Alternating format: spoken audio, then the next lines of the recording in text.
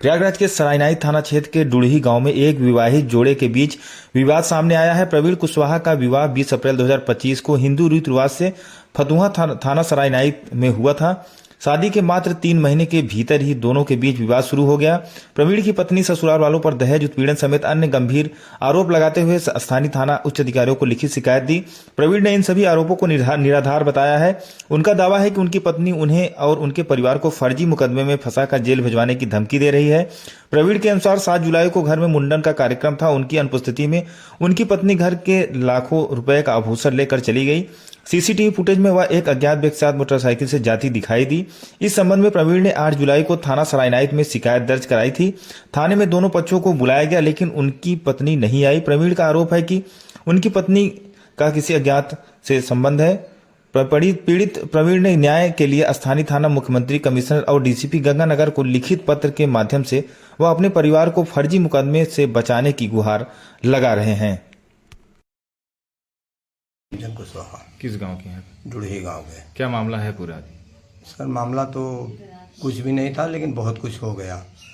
मतलब मामला ये हुआ सर कि मतलब अपने बच्चे की शादी जो है फतुहा लाल बहादुर जी की बिटिया साथ मतलब कुसुम देवी के साथ किया 20 अप्रैल को, और बिना दहेज की शादी किया साहब। हमने मतलब उनको ये कहा था, मंदिर में कसम खा के कहा था कि आप हमारे शादी में आप 1 पैसे कर्ज मत लीजिएगा ना। उन्होंने हमें दिया है, 11 रुपये तिलक दिया है साहब, उसका हमारे पास वीडियो है।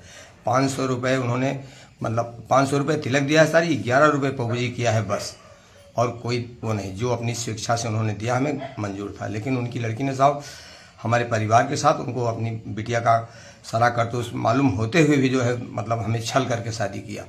क्या दिक्कत आ रही है? अब दिक्कत ये आ रही है साहब, वो लोग मतलब हमें जो है मतलब कानूनी तौर पे हमारी बहू जो है मतलब घर से फरार हो गई। हमने उनको सूचना दिया, थाने पे बुलवाया उनको।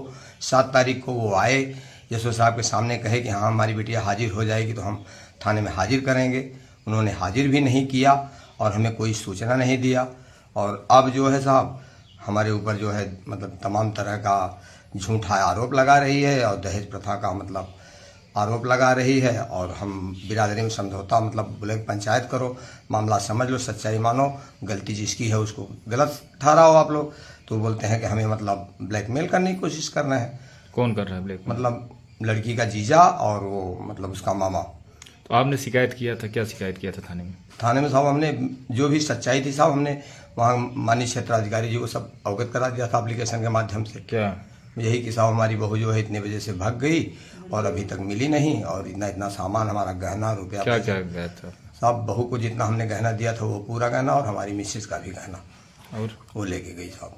और कुछ ले गई थी? हाँ, और कैश भी ले गई थी साहब। हम किसी काम से मतलब पैसे रखे थे बैंक से निकाल करके, उसका अटेंडा हमारे पास, स्लिप है, सब कुछ प्रमाण है हमारे पास साहब। जो भी प्रमाण हमने जो एप्लीकेशन में दिया है एक कैसे आप पुष्टि कर रहे हैं कि भाग गई थी साहब? मतलब उसको सीसी कैमरे में मतलब खूब विधिवत सजी सजाई मतलब फैशनेबल टाइप जैसी लड़कियां रहती हैं, उस हिसाब से उसको सीसी कैमरे में देखा गया।